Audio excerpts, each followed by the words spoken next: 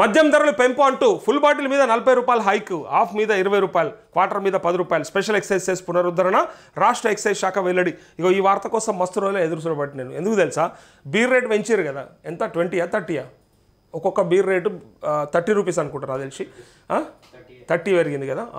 మొన్న చదివినాం కదా మనం, ఒక్కొక్క బీర్ పైన 30 రూపాయలు పెంచిండ్రు. ఎండాకాలం కాబట్టి మంచి ఆదాయం చేసుకున్నారు. డిస్టిలరీసా లేకపోతే గవర్నమెంటా లేకపోతే షాపులోడా లేకపోతే ఎవరన్నా కానీ మొత్తానికైతే పడ్డది చిల్లు అయితే మన జేబులకే పడ్డది. ఇక్కడ కూడా ఇక ఇది యాక్చువల్గా గతంలో అంటే ప్రతిపక్షంలో ఉన్నప్పుడు ప్రతి ఒక్కళ్ళు చెప్తారు మద్యం ధరలు పెంచొద్దు, అసలు మద్య నిషేధమే చేస్తే బాగుంటుంది. పైగా ఇంకొక మాట ఏమొచ్చిందంటే అప్పుడు కేసీఆర్ ఇట్లా రైతు భరోసా రైతు బంధు ఇచ్చి మళ్ళీ తీసుకుపోయి అటుపక్క వాళ్ళే ఆదాయం చేసుకుంటారు. రాత్రిపూట ఇంత కడుపును ఏదో అంటారు కదా, కాలు నొచ్చో చేయి నొచ్చో ఏదో ఒళ్ళు నొప్పులకో దానికో దీనికో నిద్ర పట్టకనో ఒక వాటర్ తాగుదామని పోతే అది కూడా రేటు ఇష్టం ఉన్నట్టు పెంచారు. 120, 150, 160 దాటిపోయింది అది.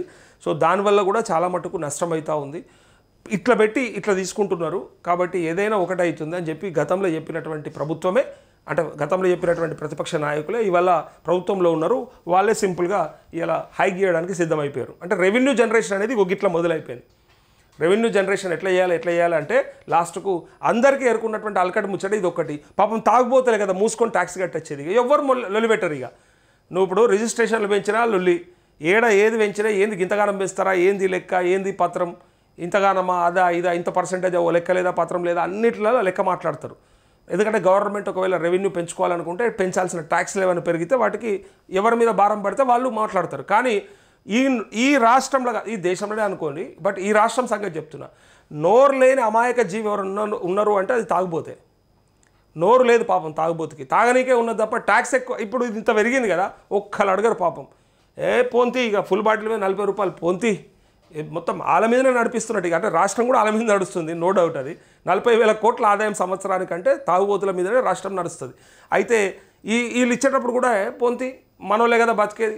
ఈ రోడ్డు నేను నా పైసలతోనే వేస్తున్నారు, ఇదంతా నా పైసలతోనే కడుతున్నారు, ఈ ఇన్ఫ్రాస్ట్రక్చర్ అంతా మన పైసలతో డెవలప్ అవుతుంది, ముసలోళ్ళకి పింఛని ఆడికెళ్ళి ఇస్తున్నారు, మన పైసలతో ఇస్తున్నారు అని చెప్పి నిజంగా గర్వపడి నోట్లో నాలుకలే నోరున్న వ్యక్తి ఉన్నారు అంటే అది ఒక తాగుబోతు మాత్రమే.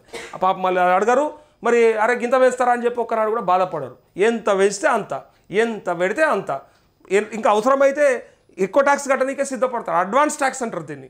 వేరే వాళ్ళంతా దందాలు వేసి తర్వాత ట్యాక్స్ కడితే వీళ్ళు మొదలే పోయి మనకి ఎంత కావాలంటే అంత ముఠ చెప్పేస్తారు, 10 రూపాయలు ఎక్కువ అంటే కూడా ఇచ్చేస్తారు.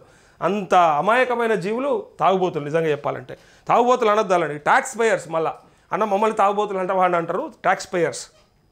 ఇక్కడ మొత్తానికైతే ధరలు పెరిగిపోయినాయి. ఇక